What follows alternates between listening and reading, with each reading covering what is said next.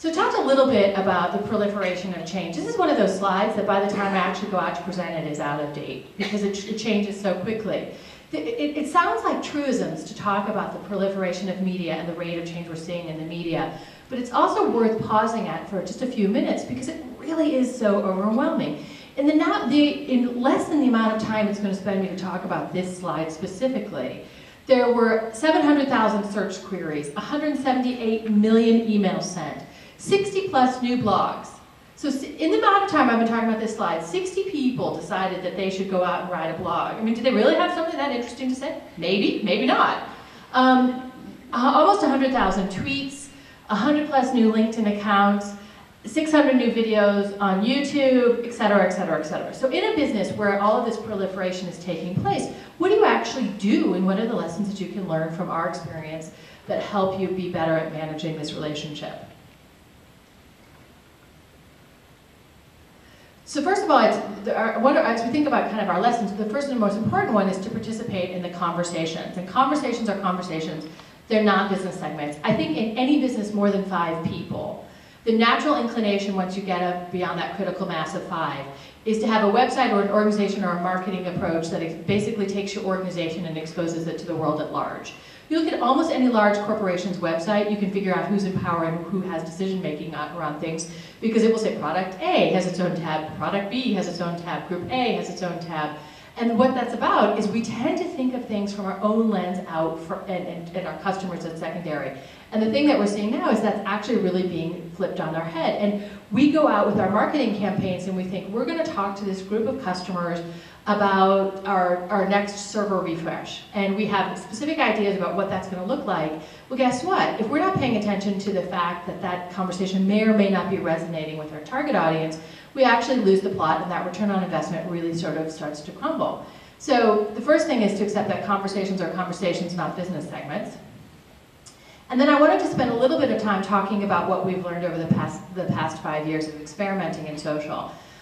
We have the benefit of doing this at scale. We also have the potential downfall of doing this at scale because, as I mentioned, when we really got engaged in this space 5 years ago, it was because we had some things going on with our product lineups that we weren't particularly proud of. So the natural human inclination is to really say, oh, I want to hide.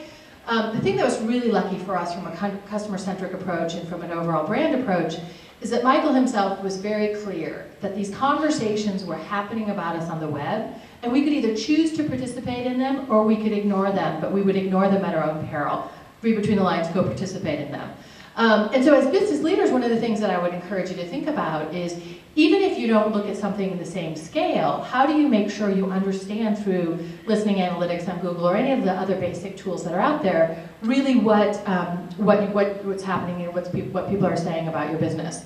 The other thing that we've done over the past couple of years is we have done a number of kind of viral videos that we thought were supposed to be funny and where they were, we really envisioned that they would go big, and almost every one of them has failed. One, because the numbers of those videos that actually go big is really quite small. And even of the ones that do, the impact to the bottom line is really quite small. Who here has seen the Old Spice video that went so big?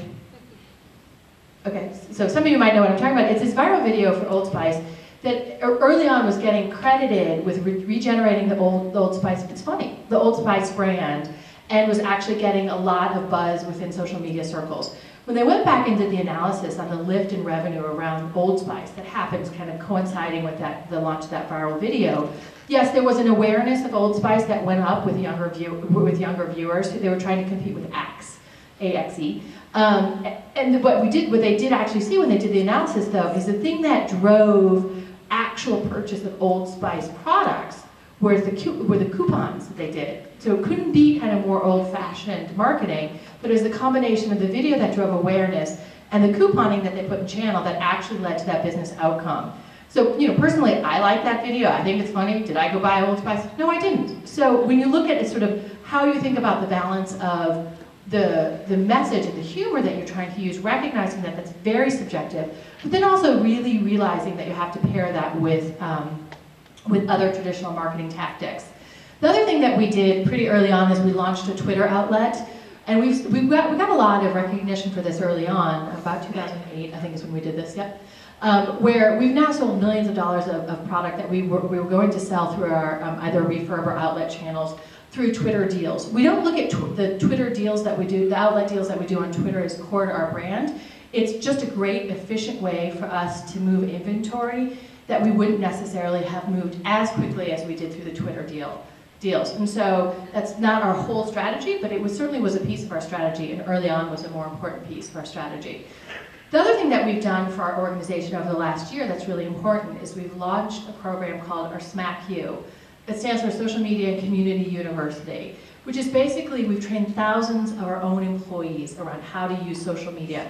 This is one of the ones that I think is very important as you think about your own business, which is chances are your employees are engaging in social already. There are a number of things around the FTC guidelines that you should actually look at around if your employees are going out and liking your product or doing positive reviews on your product without disclosing, I like product X, I work for the company that makes it, you're actually in potential violation of the FTC guidelines. And so realizing, and that sounds a little scary, but it's really not meant to be scary, it's just meant to drive transparency on the web. So one of the reasons we invested so heavily in the social media and community training was because we recognized that our employees were already going out there. We had some incidences where, we got feedback from people within the community that an employee was out there on Twitter saying things like, I just got a job at Dell, isn't that great? I don't really like it. I'm going to use this job at Dell to actually go out and find another job. And we had somebody it was a local instance, we had somebody from within this area kind of report that back and say, do you know this is what your employees are talking about? And I use that as an example because at the end of the day, some people will do silly things certain times. And so just knowing kind of that that's what might happen, you want to make sure that your employees are as well educated as possible. And that looks very different for every individual business. I mean, obviously not for everybody in the room. It's not about training thousands of employees. But what we do find for us at Dell is that the ability to have very clear expectations. We have a social media code of conduct. It's very simple. It's on our website. You could look at it. It's a single page. And one of the things is basically be transparent and be respectful. And that's one of the conversations I would encourage you to have with all of your employees as well. In case you're wondering, that person is no longer with Dell, who was doing all the tweets about, I don't really want to work there.